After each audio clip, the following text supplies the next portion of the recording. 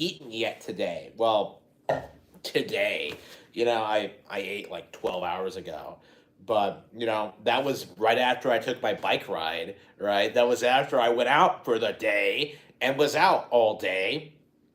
And then I went to bed and then went out again. That is like a reoccurring thing with me now, is that like I'm so busy that I take naps in between things that are going on during the day. Like it's just so hectic. But anyway, I wasn't able to go see Spy Family Code White day one.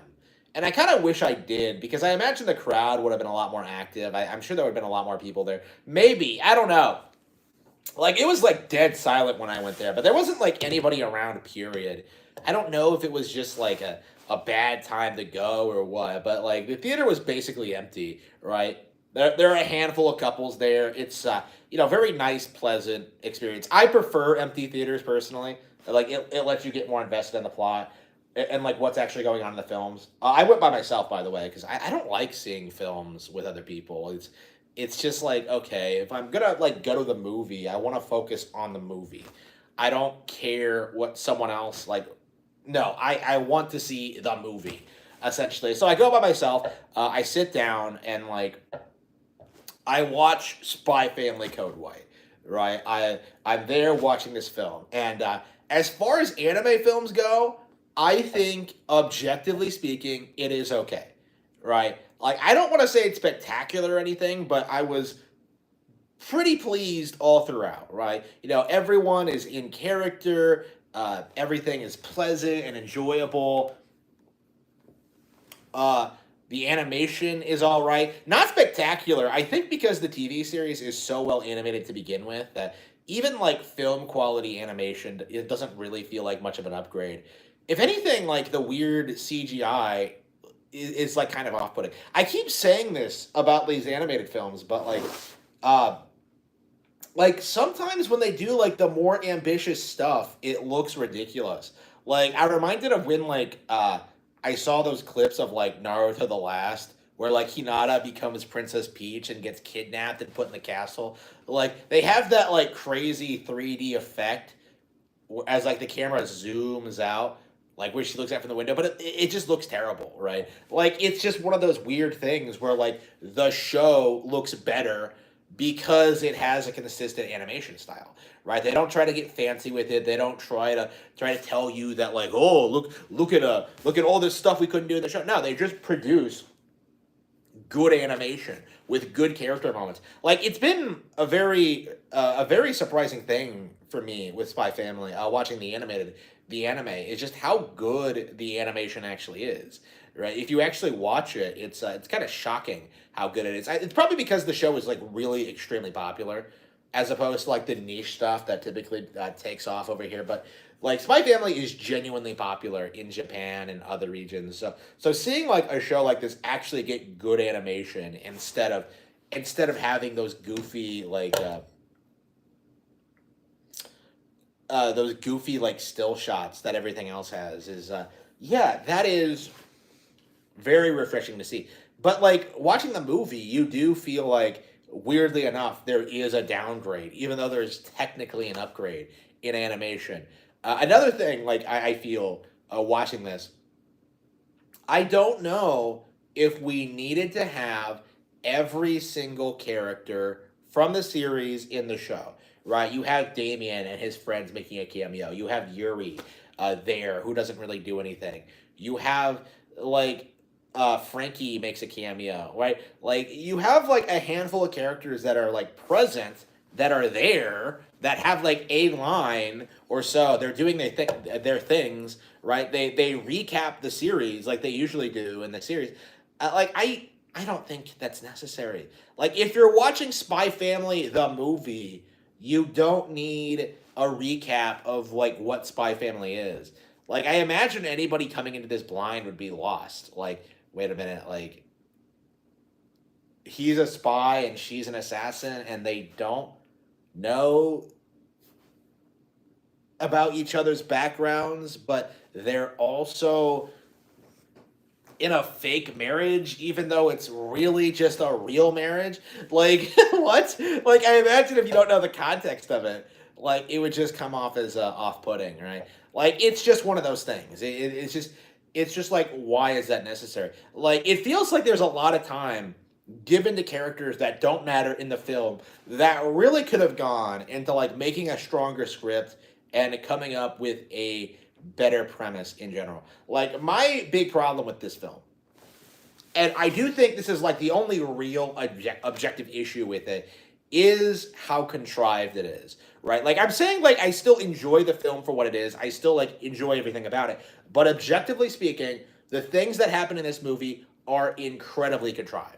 Right? You know, Anya finding a lost key. Anya like getting a vision from Bond, like, ooh, there's a treasure in there, and then like she conveniently doesn't see like what the treasure actually is, right? And then it's like, ooh, it's a state secret. Like she eats, get this, like she eats a chocolate that has some microfilm in it. Now they never like really go into detail like what's on it, but it's like some special state secret that's gonna cause like apparently going to explode a conflict between the East and the West, right? You know, this is Donovan Desmond's goal in the series, apparently, right? So like it's interesting to see some other characters that seem to be completely uninvolved with him trying to accomplish the same goal. Now, for me, I do think it's worthwhile to say this movie is obviously non-canon, right? There's things that happen in this movie that just wouldn't fly, right? Like the whole Yor and Lloyd doing their shit of not being able to figure out like each other's secret is taken to like an extreme here, to the point like by the end that you have like no idea why they can't just figure it out already. Like Yor in particular really should be able to realize something is up, but no, she never does. Like they give like the most contrived like meaningless excuse for it. And like Yor is established to be very very dumb, but at the same time like seeing her go through what she goes through in this movie, you know, seeing her husband do all the things he does, like going after like the Estonian government, right? And then just taking it in stride for no like adequately explained reason. Like this is the problem with Yor in general, is that like she really really doesn't feel like she fits in like the general plot, because like they really love downplaying her involvement as being an assassin, right? They really try to like focus on making her wholesome all the time, which like really clashes like with what she's actually like, with like with her background and like what she does for a living, and like what she's interested in, stuff like that. Like it's such a weird thing, because I think Twilight is a much well handled, much better, a much more well executed character in this way, where like you can kind of see the contrast between him and the mission. But with Yor, it's like, yeah, why is she even an assassin usually? And I think with like with this movie, like yeah, there is a lot of issues with the way that they present Yor here, right? Where we go through like the same old like rom com bullshit with like, oh no, is he in love with me or is he in love with someone else? And I'm just like sitting there, just being like, oh, not this shit again. But then no, like what actually happens is they actually talk it out, and they resolve the entire situation before even like the halfway point. It's like subverting your expectations in a good way, right? And like Spy Family in general feels really weird in this sense, where like it feels like it's subverting woke expectations, right? It's subverting woke like narratives, right? You know, like typically what happens in these situations is that like the characters just get really aggressive and they take it out on each other, like like nothing ever gets resolved, right? But with like Yor and Twilight, they come together and make it work immediately without even really trying. They really are like made for each other, by the way. They are perfect for one another. And like this film really does a good job of emphasizing that. Like in general, the entire series does. again, like the if you like the series, I have a very hard time like imagining you wouldn't like the film, right? If you like the series, like there's nothing about the film that would put you off or make you think it's ridiculous or whatever. If anything, it comes off as really refreshing because even though yours involvement doesn't make any sense, even though the situation is incredibly contrived, even though there there are things to make fun of about this movie, like all in all, it all comes together really, really well. Like it is very enjoyable seeing the characters interact, get into their situations, get into their shenanigans, get into the core conflict. Actually, because I can argue that like the situation is contrived. You know, with the chocolate and like the eating it and like being apprehended by the Ostanians and like the parents getting involved and stuff like that. Like I can argue that's contrived. I don't think. Oh, hang on, is my sound on? I haven't streamed from my phone in forever, so my apologies if yeah, I really should have just done a pre-recorded video. I don't know what I was thinking with. There we go. Okay. Yeah, it's fine. Okay. There we go. Okay. Yeah, it's fine. Yeah. So like there are things to make fun of about the movie, but there's no denying that the film does a really good job at just doing things that the show itself wouldn't do. Like in a sense, like it's really interesting seeing the family as a whole going up against a legit Bond villain. Right? None of this like namby pamby like oh we thought he was bad but he actually wasn't, right? None of this like oh we thought things were gonna get bad but we managed to stop it just in time or Anya did something. Like no, like this erupts into like a full scale like Bond movie in a sense with like the Forgers, and it is great to see. The antagonist is a straight up Bond villain, right? He has no motivations. He has no real build up to him. He just kind of exists, right? He just kind of exists. But this guy does a really good job at like having a presence, being able to like set himself up as like a legit antagonist for Twilight, and really, really emphasizing just how like brutal he is, and like utilizing all the resources at his disposal to try and deal with the situation of his microfilm getting stolen by Anya. It's like okay, like the film is goofy. There's all these weird aspects to it. Like there's all these things that don't work, but at the same time, you're seeing the Forgers actually coming together to deal with this like real genuine threat. And it is just positively glorious to see. It is a lot of fun. Uh and yeah, like you can argue that Yor doesn't have a purpose being there, right? You can argue that her role is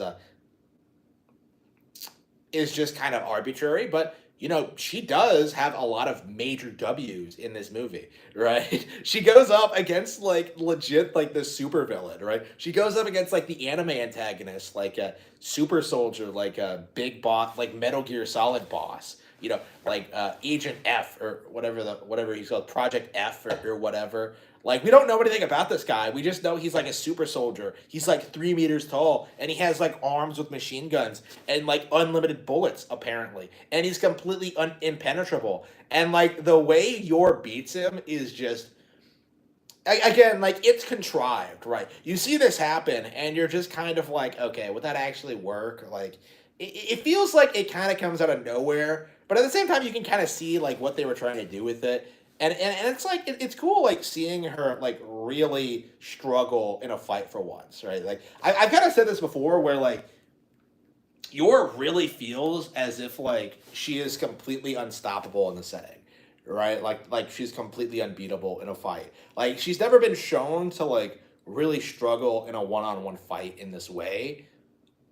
Usually, like she struggles with keeping her identity a secret and like keeping things from Anya and Lloyd. But here, she's in a fight for her life, and yeah, she does win like quite handedly, but like yeah, she has to work for it a little bit more than she's used to doing, and it's interesting. It's interesting to watch, right? Like you do get to see to a certain extent how Lloyd operates, like Twilight operates. Like you do get the sense of just like uh, you get to see him do all sorts of crazy things in this film, right? Like there's this scene where he impersonates a lieutenant, right?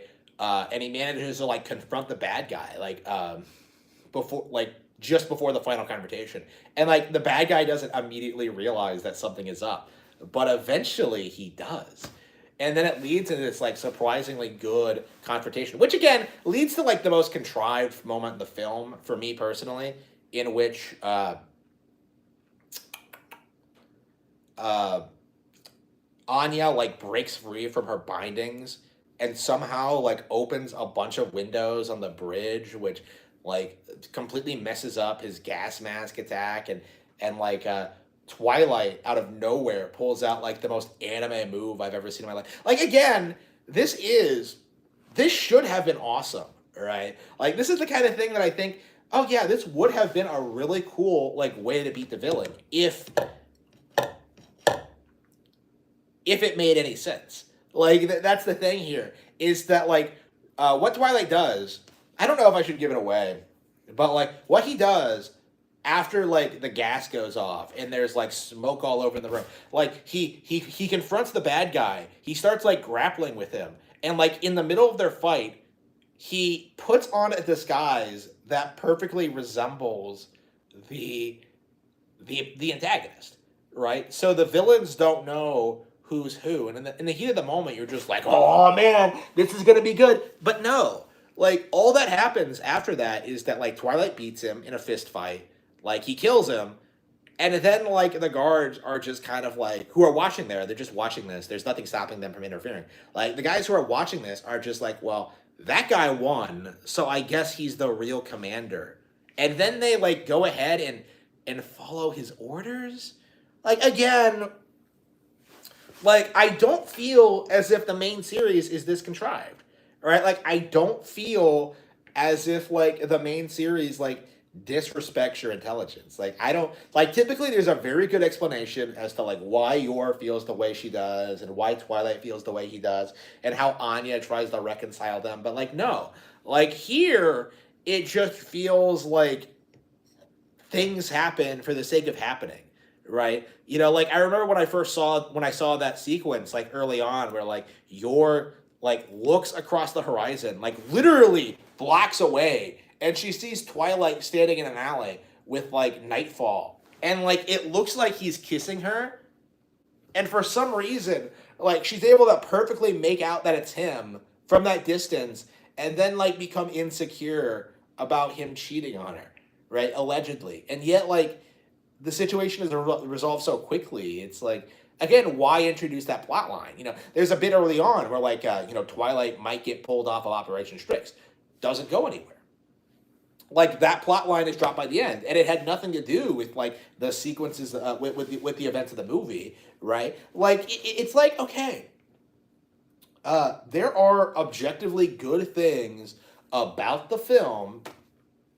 Like all in all, I did enjoy it, but at the same time, like yeah, like it feels like to me the script needed like a bit of a touch up, right? Like I don't think the film needed to be as long as it did. Like I think maybe like cutting 15 minutes, like cutting like trimming a lot of like the pointless scenes, like you know, cut out like I don't think you need like a recaps of the setting. I don't think you need cameos from established characters necessarily. Um, I don't think you need that. Like I think you needed like a better setup. Like you had a really good, legitimately interesting villain that you did use very effectively. But again, like all of his moments are with Twilight, not with like the rest of the family. All right, so maybe if like that would have been how I did it. Was like this guy is a basically like a generic Bond villain, right?